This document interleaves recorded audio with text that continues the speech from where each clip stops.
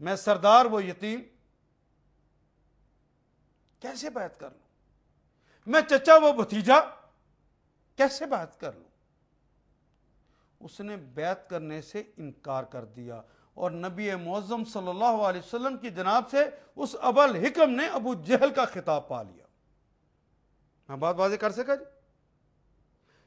یہ ابا الحکم سے ابو جہل کا جو اس نے سفر کیا ہے، کس بنیاد پر کیا ہے؟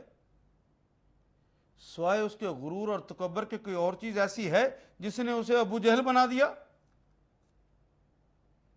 جو اپنے علم کے غرور میں مبتلا ہوتے ہیں لوگوں، وہ تو وقت کے ابو جہل ہوتے ہیں۔ اور پھر دیکھیے یہ غرور اور تکبر کیا رنگ دکھاتا ہے۔ جب اس نے یہ رویہ اپنایا تو کچھ ہی دنوں کے بعد لوگوں نے اسے دیکھا کہ اس نے غلاف کعبہ کو پکڑا ہوا ہے اور رو رو کے یہ جملے کہہ رہا ہے کہ رب کعبہ اگر میں سچا ہوں تو محمد کو موت دے، اور محمد سچا تو مجھے موت دے۔ گویا اندر جو روشنیاں پہلے تھیں، جو کہتے تھے ہاں کہتے تو وہ سچ ہیں، بات تو ان کی حق ہے، لیکن کیسے مانوں، وہ روشنیاں بھی گل ہو گئیں۔ گویا غرور اور تکبر انسان کے اندر کی روشنیوں کو بھی ختم کر دیتا ہے، اور انسان ابو جہل بن جاتا ہے، جہالتوں اور تاریکیوں والا بن جاتا ہے، حق نہ آشنا ہو جاتا۔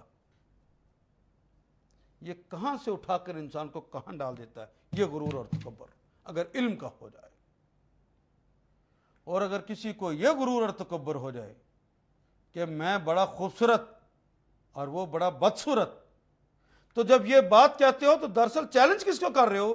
اس اللہ کو جس نے اپنا نام خود المصور رکھا کہ یہ تصویریں میری بنائی ہوئی ہیں، جس نے دونوں ہاتھوں سے بنا کے کہا میں نے بہترین تصویر بنائی ہے، فیاض نے تقویم بنائی ہے، اس کو تم نے برا کہا۔ اپنے رب کو چیلنج کرتے ہو۔ یہ غرور اور تکبر۔ پھر دیکھیے میں یہ جو جملہ استعمال کیا ہے، آج ترکیبیں ہی پڑھیے، اللہ کے کلام کے اندر جب اترنے لگتے ہیں تو عجیب عجیب مناظر نظر آتے ہیں، عجیب عجیب راہیں کھلتی ہیں۔ دیکھیے کیا خوبصورت ترکیب ہے، یا ایھا الناس انا خلقناکم من ذکر و انثی، ہم نے تمہیں مذکر سے بنایا ہے اور مؤنث سے بنایا ہے۔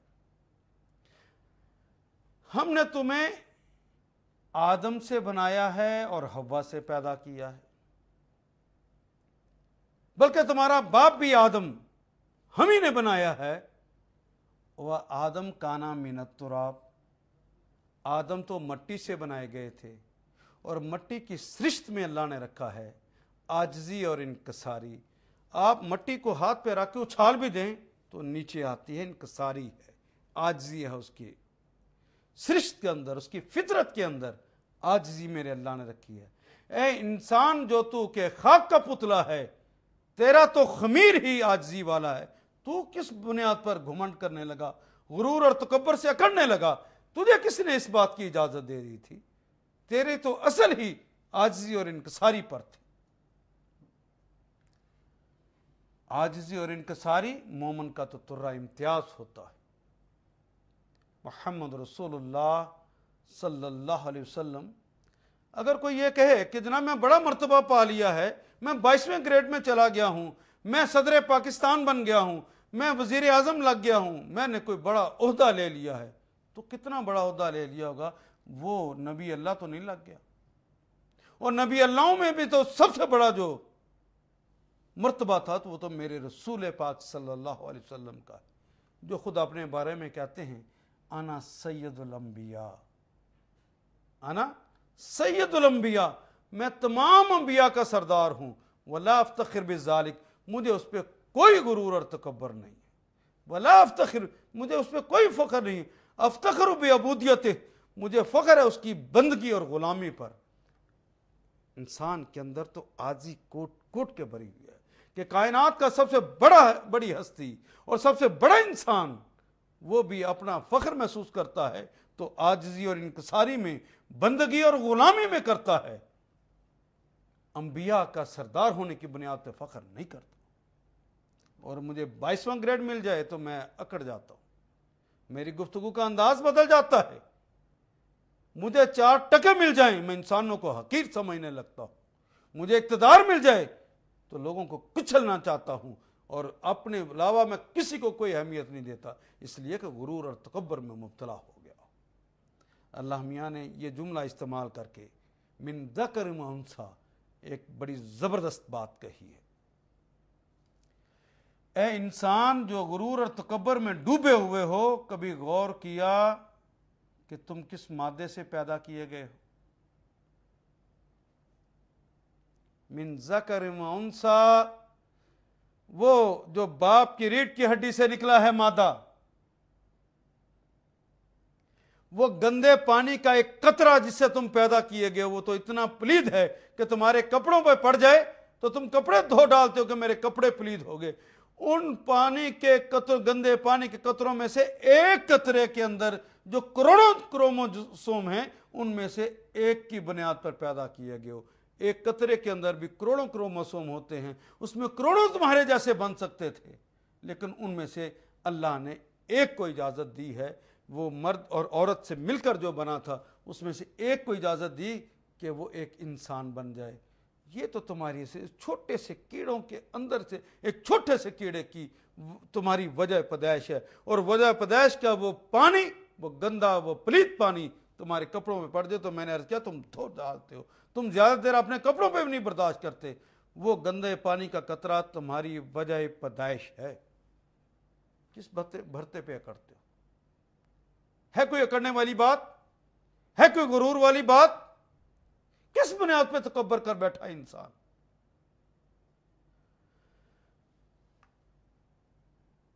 کبھی یہ جو گندے پانی کا قطرہ نکلا ہے،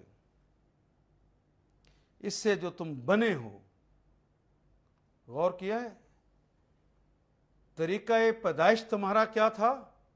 ایک دفعہ باپ کے پیشاب کے راستے سے نکلے ہو اور ایک دفعہ ماں کے پیشاب کے راستے سے نکلے ہو، یہ تمہاری حیثیت ہے، اور اکڑتے کس قدر ہو؟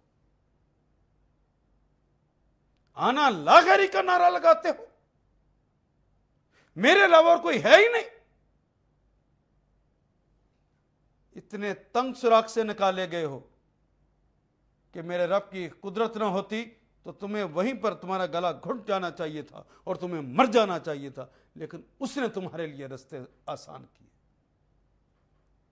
حیثیت کیا ہے تمہاری؟ پیدا ہوتے ہو تو چونچنا بھی نہیں کر سکتے۔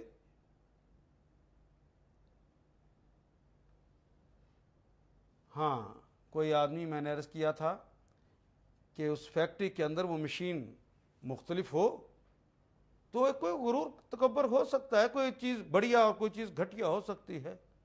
تم دونوں ماں کے پیٹ کے ایک ہی جگہ سے پیدا ہوئے، امیر بھی اور غریب بھی۔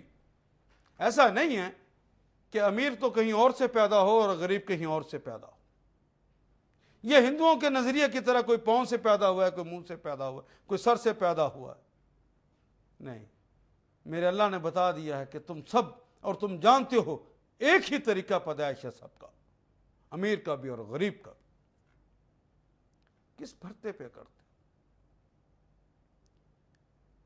ہاں، انسانوں کی دنیا میں رہتے ہوئے کوئی بڑا اور کوئی چھوٹا ہو سکتا ہے، اس کی ایک بنیاد اور ہے، یہ بنیادیں نہیں، کیونکہ ان میں سے کوئی چیز بھی تمہارے بس کی نہیں تھی، یہ تو میرے اللہ نے کی ہے۔ کسی کو کہیں پیدا کیا ہے، امیر کے گھر یا غریب کے گھر، تم نہیں پیدا ہوئے، اس نے پیدا کیا۔ گورا یا کالا، اس نے پیدا کیا ہے۔ ناک چپٹی ہے یا ستواں ہے، اس نے پیدا کیا۔ بہترین صلاحیتیں ہیں کہ کم صلاحیتیں، یہ اس نے پیدا کیا۔ تمہارا تو اس میں کوئی رول نہیں۔ ہاں، جہاں تمہارا رول ہو وہاں پہ فخر کر لیجیے۔ کوئی بڑھیا ہو سکتا ہے، کوئی کم درجے کا ہو سکتا ہے، اس کا بھی معیار بتا دیا ہے۔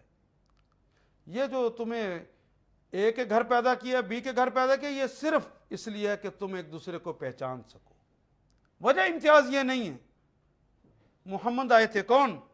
یار وہ قریشیوں میں سے ہاشمیوں کا بیٹا۔ اچھا، بات سمجھ آ گئی۔ یہ قوم اور قبیلوں میں تو تعارف کے لیے پیدا کیا تھا، وجہ امتیاز نہیں تھا۔ اللہ کے ہاں وجہ امتیاز ہوتی ہے وہ کام جو تم نے خود کیا، اور اس کے بارے میں بتا بھی دیا، ان اکرمکم عند اللہ اتقاکم، تم میں سے بہترین لوگ وہ ہیں، ان اکرمکم، تم میں سے سب سے زیادہ عزت والے ہیں وہ ہیں، تم میں سے سب سے زیادہ وقار والے وہ لوگ ہیں، عند اللہ، اللہ کے نزدیک، اتقاکم، جو تم میں سے سب سے زیادہ تقوی والے۔ اور اس بات کو جس طرح آپ نے میتھمیٹک میں پڑھی ہے نا، ڈائریکٹ ایکویشنز، بالکل اسی طرح دیکھیے، جتنے اللہ نے آپ کو تقوی عطا کیا اور آپ نے تقوی کی روش کو اپنایا ہے، اللہ نے اتنی ہی عزت دنیا میں دے دی ہے، اور جتنا کم تقوی اپنایا ہے انسان نے، اللہ نے اس انسان کو عزت بھی کم دی ہے، اور جس نے تقوی نہیں اپنایا، دیکھ لیجئے دنیا میں عزت بھی نہیں ملی۔ پوری دنیا میں مسلمانوں کے حوالے سے اجتماعی طور پر اگر غور کریں تو کہیں پر عزت ملتی ہے؟ حالانکہ قرآن حکیم کی بات تو غلط نہیں ہو سکتی۔ قرآن حکیم کہتا ہے العزت للہ ورسولہ وللمؤمنین، عزت اللہ، اس کے رسول اور مومنین کے لیے ہے۔ کہاں ہیں وہ مومن جن کو عزت ملی ہوئی ہے؟ بغداد میں، کشمیر میں، فلسطین میں، چچنیا میں، بوسنیا میں، صومالیہ میں، اور خود مسلمان ممالک کے اندر مسلمانوں کو عزت ملی ہے۔ وانا میں کس جگہ عزت مل گئی ہے مسلمانوں کو؟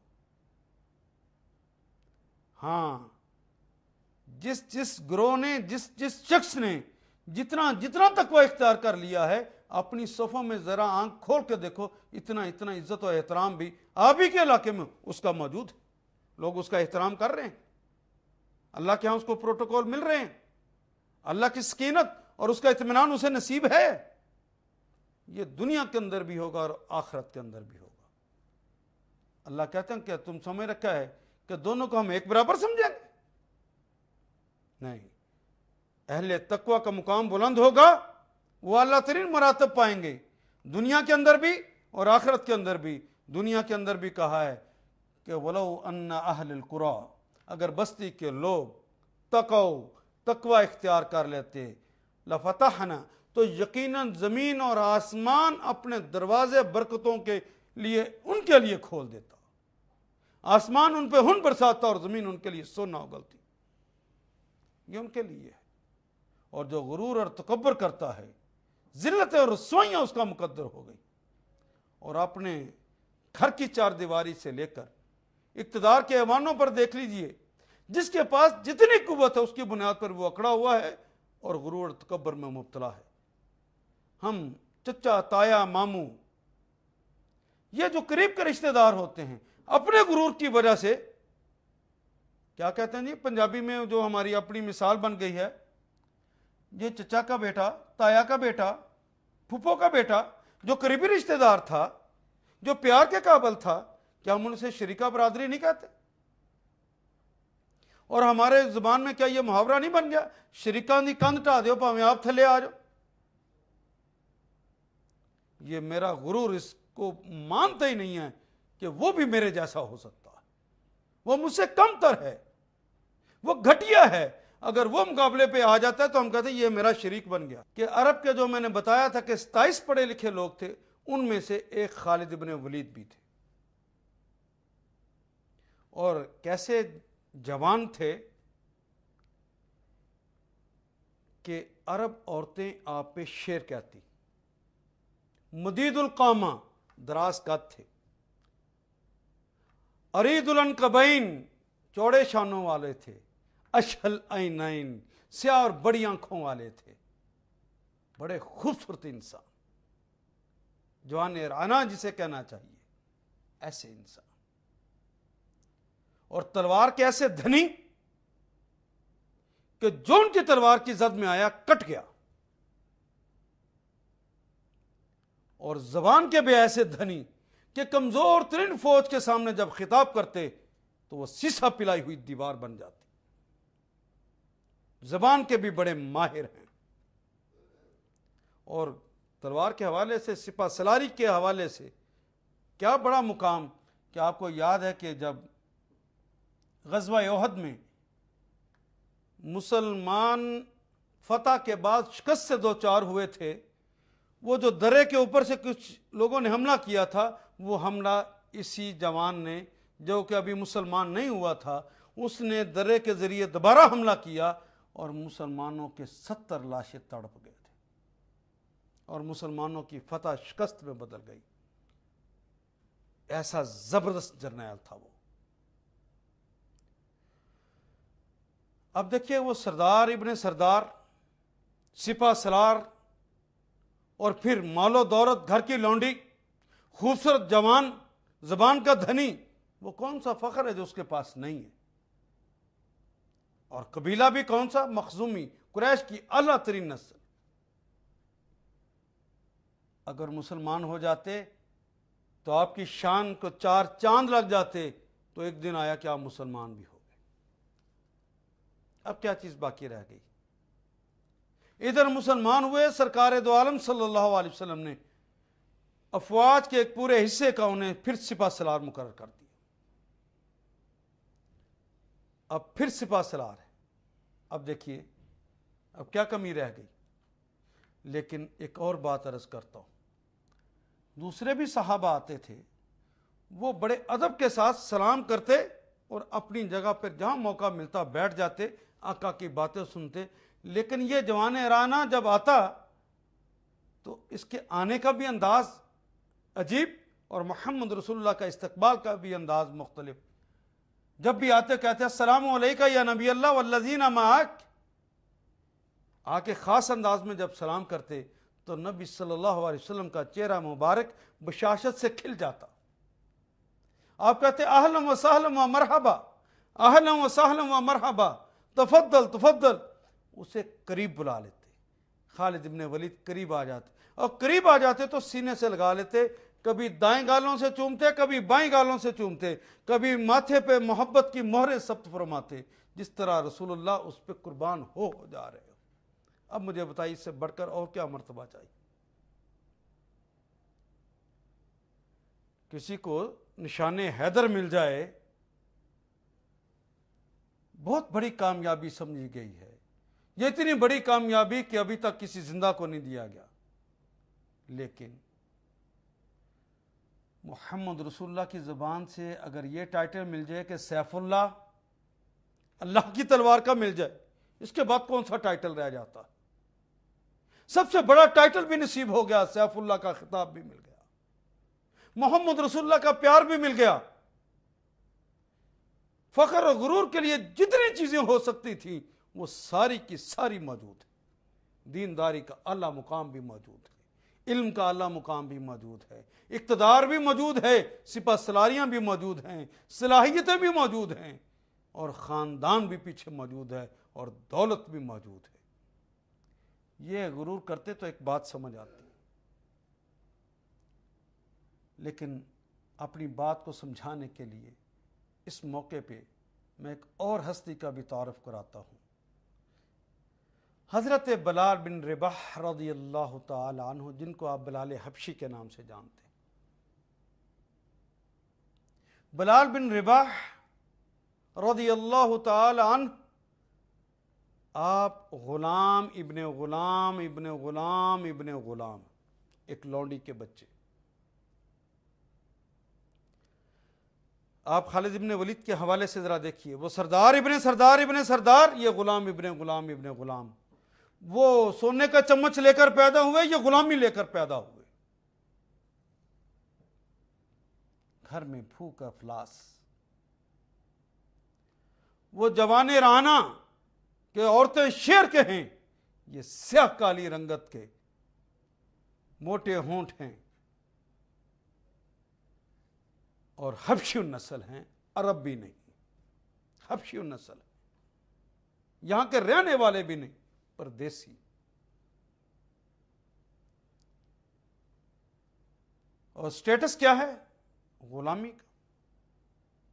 اور جب یہ ایمان لائے ہیں 17 سال صرف عمر ہے، 17 سال کا ایک لڑکا، اور ادھر جوان مکمل مرد آدمی، تجربہ کار آدمی، اور یہ ایک لڑکا جو 17 سال کا ہے۔ وہ سپہ سالار اعلیٰ ہیں اس موقع پہ، اور آج یہ سپاہی ہیں اسی فوج کے جس کے وہ سپہ سالار. ایک دن کوئی کام کہا ہوگا, اس کام کو نہ کر سکے تو بلال بن رباح, زبان کے اعتبار سے بھی دیکھیے, آپ کی زبان چونکہ بربری ہے, اصل زبان عربی سیکھی ہے غلامی میں, اس کو دوبارہ بول بھی نہیں سکتے صحیح طرح, حتیٰ کہ شین کا کلمہ ان کی زبان پہ ہی نہیں آتا, وہ سین کہتے ہیں, وہ اشہدو کی بجائے اسہدو کہتے ہیں, زبان بھی نہیں. اور وہ زبان کے آج ان کی حیثیت ایک سپاہی کی ہے. سپاہی کو کوئی کام کہا, سپہ سالار اعلیٰ اس پہ ناراض ہوئے, کام نہ ہو سکا ہوگا یا غلط ہو گیا کسی بنیاد پر, غصے میں آئے تو منہ سے یہ جملہ نکل گیا, اوے موٹے اونٹوں والے کالے سیاہ لونڈے کے بچے. یہ سننا تھا کہ لونڈی کا بچہ, سیاہ رنگت والا, موٹے اونٹوں والا, یہ سننا تھا تو وہ بلال جو امیہ بن خلف کے کوڑوں کے اوپر مضبوط سے مضبوط تر ہوتا گیا, اپنے بھائی کی زبان کا ایک تازیہ نہ برداشت نہ کر سکا اور ریزہ ریزہ ہو گیا, اندر سے ٹوٹ گیا اور روتے ہوئے آیا دربار رسالت مواب صلی اللہ علیہ وسلم میں, اور آ کے عرض کی, یا رسول اللہ, آج چند سوالات ہیں جو مجھے آپ سے پوچھنے. پوچھو, کیا بات ہے؟ یا رسول اللہ, میں یہ آپ سے پوچھنے کے لیے آیا ہوں کہ یہ جو میری کالی رنگت ہے میں نے بنائی ہے یا میرے اللہ نے بنائی ہے؟ بلال, تیرے اللہ نے بنائی ہے. یہ جو میرے ہونٹ موٹے موٹے ہیں, یہ موٹے ہونٹ میرے اللہ نے بنائے ہیں یا میں نے خود بنائے؟ کیفیت عجیب ہوتی جا رہی ہے, برداشت نہیں ہو رہا. لیکن آقا کے سامنے بات کرتے ہوئے روتے ہوئے کہتے ہیں کہ یا رسول اللہ, میں آج آپ سے یہ پوچھنے کے لیے آیا ہوں, اگر لونڈی کے گھر میں پیدا ہوا ہوں, کسی سردار کے گھر پیدا نہیں ہوا, تو یہ مجھے میرے اللہ نے پیدا کیا ہے یا میں نے خود پیدا ہوا؟ بتائیے مجھے. کیا ہو گیا بلال؟ ظاہر ہے کہ تیرے اللہ ہی نے پیدا کیا ہے ایسا. تو اگر یہ نقص کی بات ہے, اگر یہ عیب کی بات ہے, یہ تانا دینے کے قابل بات تھی, تو میرے بھائی خالد ابن ولید کو کہیے جا کے اپنے اللہ کو تانے دے. میرا کیوں جی چلاتا ہے؟ مجھے کیوں کہتا ہے موٹے اونٹوں والے؟ مجھے کیوں کہتا ہے کالی رنگت والے؟ مجھے میرے لونڈی ہونے کا بچہ ہونے کا تانا کیوں دیتا ہے؟ محمد رسول اللہ بات کو سمجھ گئے. ادھر جب بتا رہے تھے تو سرکار کی آنکھوں سے بھی آنسو جاری تھے. آپ نے سینے سے لگا لیا کہ بلال میرے قریب آ جاؤ. آج کے بعد کوئی شخص تمہیں موٹے ہونٹوں, کالی رنگت اور لونڈی کا بچہ ہونے کا تانا نہیں دے گا. تم میرے قریب آ جاؤ. اور آقا سے بڑھ کر کون بات سمجھا سکتا تھا؟ آقا نے پاس بٹھا لیا, ادھر پاس بیٹھے ہوئے ہیں. اتنے میں خالد ابن ولید روزمرہ کے طریقے کے مطابق آئے اور آ کے اسی انداز میں جس میں آ کے سلام کرتے تھے, السلام علیکم یا نبی اللہ والذین معک, اے اللہ کے رسول, آپ پر اور آپ کے ساتھیوں پر سلامتیاں ہوں. تو آپ کو میں نے بتایا نا کہ رسول اللہ کا چہرہ مبارک تو بشاشت سے کھل جایا کرتا تھا. آج آقا نے نظر اٹھا کے بھی نہیں دیکھا, بلکہ اپنے چہرہ اقدس کو اور اپنی نگاہوں کو بلال بن رباح کے چہرے پر مرکوز کر دیا, اور کچھ دیر دیکھنے کے بعد کہا کہ بلال ادھر منی, ادھر منی. قریبی تو بیٹھے ہوئے تھے, کہنے لگے اور قریب ہو جاؤ, اور قریب ہو جاؤ. اب اور کتنے قریب ہوتے کہ رسول اللہ نے بازو کھول دیے اور بلال بن رباح کو سینے سے لگا لیا. سینے سے لگا کر کبھی آپ کے دائیں گال پر, جس طرح حضرت خالد بن ولید کو بوسے دیتے تھے, اسی طرح کبھی دائیں گال پر, کبھی بائیں گال پر, اور کبھی محبت کی مہریں ان کی پیشانی پر ثبت فرمانے لگے. پھر پیچھے ہو کے بیٹھ گئے, پھر کہا ادھر منی, اور میرے قریب ہو جاؤ. پھر رسول اللہ کھڑے ہو گئے, اور رسول اللہ صلی اللہ علیہ وسلم نے کھڑے ہو کر پھر جملہ کہا, اسمعوا ایھا الناس, لوگوں سنو سنو, ھذا بلال. اب بلال رضی اللہ تعالیٰ کی طرف اشارہ کر کے انہیں سینے سے ساتھ لگایا ہوا ہے.